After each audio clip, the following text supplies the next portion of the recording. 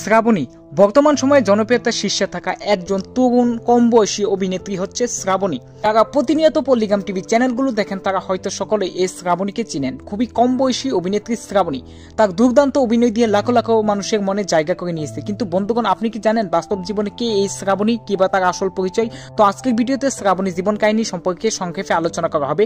তো আপনি যদি আমাদের চ্যানেলে নতুন দর্শক হয়ে থাকেন তাহলে অবশ্যই আমাদের চ্যানেলটি সাবস্ক্রাইব করবেন। আর আপনি যদি ইতিমধ্যে আমাদের চ্যানেলটি সাবস্ক্রাইব করে থাকেন তাহলে আপনাকে অসংখ্য ধন্যবাদ। তো বন্ধুগণ, প্রথমে কথা বলবো শ্রাবণীর নাম নিয়ে। শ্রাবণীর আসল নাম হচ্ছে শ্রাবণী খাতুন, কিন্তু বর্তমানে লাখো লাখো দর্শক তাকে শ্রাবণী নামেই চিনি।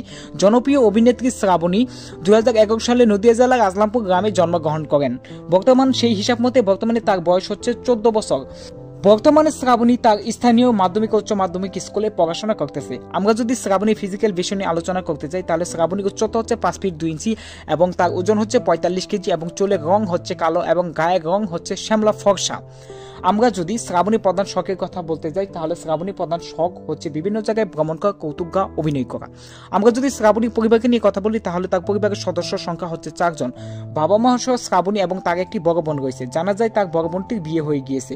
শ্রাবণীর বাবা পেশায় একজন সাধারণ কৃষক এবং তার মা একজন গৃহিণী। সাধারণত তার বাবা কৃষিকাজ করে তাদের জীবিকা নির্বাহ করে। তো শ্রাবণী ছোটবেলা থেকে অনেক সুন্দর অভিনয় করতে, প্রায় এলাকার বিভিন্ন সাংস্কৃতিক অনুষ্ঠানে তাকে অভিনয় করতে দেখা যেত। শ্রাবণী যখন পল্লিগ্রাম অডিশনে অভিনয় করার সুযোগ পায় সেখানে অভিনয় করে রাতারাতি ভাইরাল হয়ে যায় এবং লাখো লাখো মানুষের হৃদয়ে প্রাণান্তরে জায়গা করে নেয়।